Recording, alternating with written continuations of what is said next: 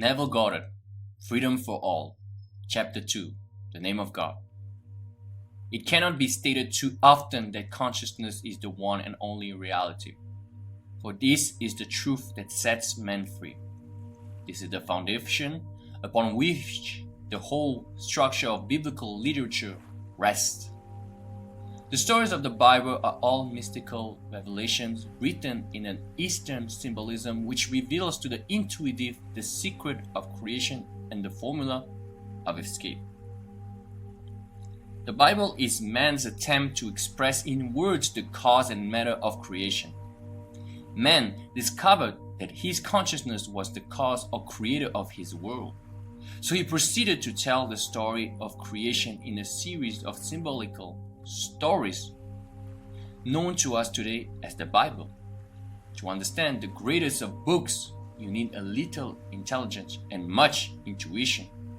Intelligence enough to enable you to read the book, and intuition enough to interpret and understand what you read. You may ask, why was the Bible written symbolically? Why was it not written in a clear, simple style so that all who read it might understand? To this question I reply that all men speak symbolically to that part of the world which differs from their own. The language of the West is clear to us of the West, but it is symbolic to the East and vice versa. An example of this can be found in the Easterner's instruction, "If thine hand offend thee, cut it off," Mark 9:43. He speaks of the hand not as the hand of the body, but as any form of expression, and thereby he warns you to turn from that expression in your world which is offensive to you. At the same time, the man of the West would unintentionally mislead the man of the East by saying, "This bank is on the rocks." For the expression "on the rocks" to the Westerner is equivalent to bankruptcy, while a rock to an Easterner is a symbol of faith and security. I will like him unto a wise man which built his house upon a rock. And the rain descended, and the floods came, and the winds blew and beat upon that house, and it fell not, for it was founded upon a rock. Matthew 7:24-25. To really understand the message of the Bible, you must bear in mind that it was written by the Eastern mind, and therefore cannot be taken literally by those of the West. Biologically, there is no difference between the East and the West. Love and hate are the same. Hunger and thirst are the same. Ambition and desire are the same. But the technique of expression is vastly different. The first thing you must discover if you would unlock the secret of the Bible is the beginning of the symbolic name of the Creator, which is known to all as Jehovah. This word, Jehovah, is composed of the 4 Hebrew letters Yod, He, Vo, He. The whole secret of creation is concealed within this name. The first letter, Yod, represents the absolute state of consciousness unconditioned, the sense of undefined awareness that all inclusiveness out of which all creation or conditioned states of consciousness come. In the terminology of today, Yod is I am, or unconditioned consciousness. The second letter, He, represents the only begotten Son, a desire, an imaginary state. It symbolizes an idea, a defined subjective state or clarified mental picture. The third letter, Vo, symbolizes the act of unifying or joining the conceiver, Yod. The consciousness designed to the conception, He. The state desired so that the conceiver and the conception become one. Fixing a mental state, consciously defining yourself as the state desired, impressing upon yourself the fact that you are now that which you imagine or conceived as your objective, is the function of Vo. It nails or joins the consciousness designed to the thing desired. The cementing or joining process is accomplished subjectively by feeling the reality of that which is not yet objectified. The fourth letter, he, represents the objectifying of this subjective argument. The Jod He Vo makes man, or the manifested word, he, in the image and likeness of itself, the subjective conscious state. So the function of the final he is to objectively bear witness to the subjective state Jod He Vo. Conditioned consciousness continually objectifies itself on the screen of space. The world is the image and likeness of the subjective conscious state which created it. The visible world of itself can do nothing. It only bears record of his creator, the subjective state. It is the visible Son, He, bearing witness of the invisible Father, Son, and Mother, Jod He Vo, a holy trinity which can only be seen when made visible as man or manifestation. Your unconditioned consciousness, Jod, is your I am, which visualizes or imagines a desirable state, He, and then becomes conscious of being that state imagined by feeling and believing itself to be the imagined state. The conscious union between you who desire and that which you desire to be is made possible through the Vo, or your capacity to feel and believe. Believing is simply living in the feeling of actually being the state imagined.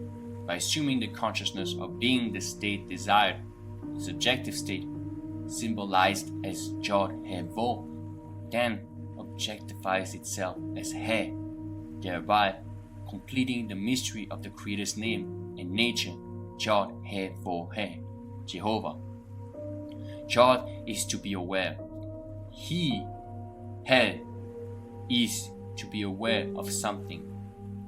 Vo is to be aware as, or to be aware of being that which you were only aware of. The second He is your visible objective world, which is made in the image and likeness of the Jod He Vo, or that which you are aware of being. And God said, "Let us make man in our image, after our likeness." Genesis 1:26. Let us, Jod He Vo, make the objective manifestation, He, in our image, the image of the subjective state. The world is the objectified likeness of the subjective conscious state in which consciousness abides. This understanding that consciousness is the one and only reality is the foundation of the Bible. The stories of the Bible are attempts to reveal in symbolic language the secret of creation, as well as to show man the one formula to escape from all his own creations. This is the true meaning of the name Jehovah, the name by which all things are made, and without that which there is nothing made that is made. John 1:3. First you are aware, then you become aware of something, then you become aware as that which you were aware of, then you behold objectively that which you are aware of being. End of the chapter. Well, this one, I'm going to attempt to make it simpler, because all this particular vernacular surrounding the teachings of Neville Goddard are obviously essence of his time, so to speak, and the way he was teaching. And obviously at this time, if you were to read Norman Vincent Peale, Joseph Murphy, Napoleon Hill, William Marvels, and of course Neville Goddard, you would see that they like to talk and refer to the Bible a lot, which is completely normal for that time. So please don't get caught up in the vernacular, in the particular words and the reference to the Bible. Although I have to say, even though most of his contemporaries would use the Bible as reference, the way the Neville Goddard goes about using the Bible is completely different. Because Neville Goddard, from my knowledge, from my extended knowledge, is the only one I can remember talking about the Bible as a symbolic psychological drama. Which means that when you read about Abraham, Moses, Jesus, those are not people who actually existed. Those are symbolism of the creation that men and we can use as the law to which we can actually create our own reality deliberately. It's a formula, so to speak. And I know I just said something quite complicated, and for those of you who have heard this for the first time, you might be shocked or you might think it's crazy. But the more you study Neville Goddard, the more you read about it, it makes sense. And whether you believe it or not, that's not really important. Whether you believe the Bible is a psychological drama, I do not have debates about this in my mind, because it doesn't matter. What matters is truly what the symbolism means and how the law actually applies to one's life, in that case mine as an example. And you as the listener, how you would actually listen to this, understand it, interpret it, and actually apply what you have learned. That is the key. Not a debate, an intellectual debate whether this or that is true or not, because the truth can only be accepted by you. And by definition, and if you were to apply the law, if you did believe that it is the truth, that this law actually works, then it would work. And vice versa. If you were to believe that it's a bunch of bullshit, then it would be a bunch of bullshit and it will not work. That's the law too. So that's why debating whether the Bible is a psychological drama or a historical book is moot. It doesn't matter, because that's not the essence of what we're talking about. The essence is the law.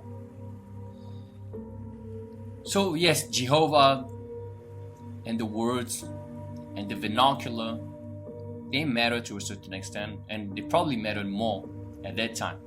Now when we simplify it, it's simple as anything else. You have this awareness. You close your eyes and you're aware of things. You're aware of things you hear, but you're aware within the construct of your own reality. You're aware through your own mind, not someone else's mind. And if you are to deliberately be aware of who you want to be deliberately, because we are constantly aware of what we want to be. But if we do not do it deliberately, we are the sum total of what we are aware during a day and before we fall asleep. So if we spend more time being aware of the negative and the things unwanted, this will become more of our identity, because those will be the beliefs, the limiting beliefs that will be translated in our reality. And we tend, and because it's hard, because we have our senses and our conscious mind, interpret what we see, what we hear, what we smell. It is not an easy task. I understand this part. It's not an easy task to deny what your senses are telling you. If you are conscious of being rich and you open your eyes, but all you see is debts, bills, a negative account, bank statement. If you have no money and you are conscious of being rich, it is obviously contradictory in a sense, right? But which one matters most? Your consciousness of being rich or your senses? Well, if you want to stay poor, then your senses will tell you the truth that you are poor. But if you want to be rich, you have to make your imagination and discipline the mind in a way that your imagination and your consciousness of being rich trumps the reality of what you see. Because the reality of what you see with your senses is only the result of what you have deliberately been conscious of at the beginning. And this is not a debate. It's a debate you can have, but it doesn't matter, because the more you debate it, the less you will believe in it. So when you stumble upon this teaching, you better off going all in and trying it wholeheartedly, whole-mindedly, if you will. and submerge yourself in the teachings. William Waddell said it best. The hardest thing a man can do is think the thoughts he wants to think, even when the appearance and the senses suggest something otherwise. That's such an example I just gave you. The consciousness of being rich, even though in your reality you are poor. Or the consciousness of being with that person, even though that person might be with someone else, in the case of manifesting a specific person. So to think the thoughts that are aligned with what you're seeing is easy. If you're rich and you think, I am rich, your senses are not denying it. Your imagination is aligned with what you see. But if you were, for example, to say, I am with that person, that woman, that man, but this man or woman might be with some other man or woman, you might be in your mind trying to manifest this person and believing and seeing that you are with this person, scripting that you are with this person, affirming that you are with this person, visualizing yourself with this person, living in the end of the wish fulfilled, which is you being with that person. But when you open your eyes, when you stop scripting, when you start affirming, and you walk in the streets and see that person with another, your reaction to this will tell you a lot. If when you see it, it doesn't matter, it's neutral, it's just another event, then you know that you have been practicing correctly and that your imagination and your discipline of the mind is strong and the seed has been planted. But if you were to walk on the street and see that other man or other woman with another man or another woman and react and go down that rabbit hole of negativity, of doubt, of frustration, of worry, of anxiety, then you know that for now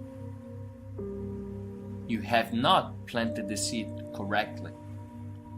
Because once you have lived in the end, which means your seed has been planted, and once you do it after, and you do it for a while, you understand that whatever you feed your subconscious mind will be imprinted on the screen of space. So you have this faith and confidence, a calm confidence, that only the seed has been planted, but it's just something that awaits you, which means that what you have planted is growing, and it's only a matter of time.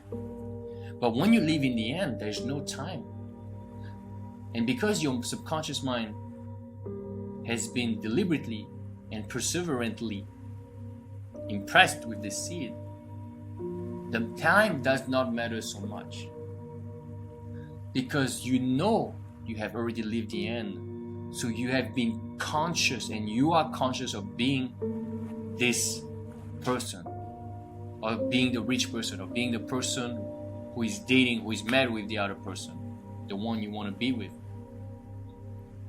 So that is what is important. To be conscious, to be aware of only the things that you want, which, and I agree with William Waddell, is a very hard task. It is not something you do and you drop. I mean, in a way, yes, you do and you drop. But sometimes when you drop it, you go about your day and you have negative thoughts, reactions that are negative. You have feelings that contradict your seed. You have to deal with those by letting them go, by replacing them with with positive, aligned thoughts, affirmations, visualization, scripting. And when you start, it's really, really hard. Not even gonna lie about this. And because we don't know the how and the when, and by that I mean that we don't know how it will come to us, the manifestation, or when it will come to us, obviously there's doubts, because there's no line at the end of the contract once you plant the seed and sign that you will get this manifestation by this time and this way. Those two elements, the how and the when, you will not know. And it's very, very important that you don't try to know when and how, because by trying to know the when and the how, it will bring about more doubt, more worry, more frustration, more anger, and all that good stuff, quote unquote, obviously. So it is important that you implant the seed correctly and you make sure this seed is not dug up, as Joseph Murphy would say. Plant the seed and nurture it by not letting any negative thoughts enter your mind and not dwelling on negative thoughts. When you have a feeling, just let it go. If you have a feeling that contradicts this, go sleep, take a nap, fall asleep, meditate, distract yourself. Do not let this feeling overwhelm you. Do not dwell on negative feelings. Do not dwell on negative thoughts. That is the practical side of being aware of who you want to be. Being aware of who you want to be is placing the attention, as simple as that, on what you want. And forsaking what you don't want to have in your life. You let go. You surrender those negative thoughts and those negative feelings. You don't fight them. You just let them go. They are powerless if you don't give them any attention. And that's all for now. Hope it makes sense. I hope it helps. If you have any questions, please leave them in the description box below. Thank you so much for listening. I'll see you very soon. If you guys want more instructions, coaching is available. Link is also in the description box below. Please like, share, and subscribe for more of this type of content. And I'll see you very soon.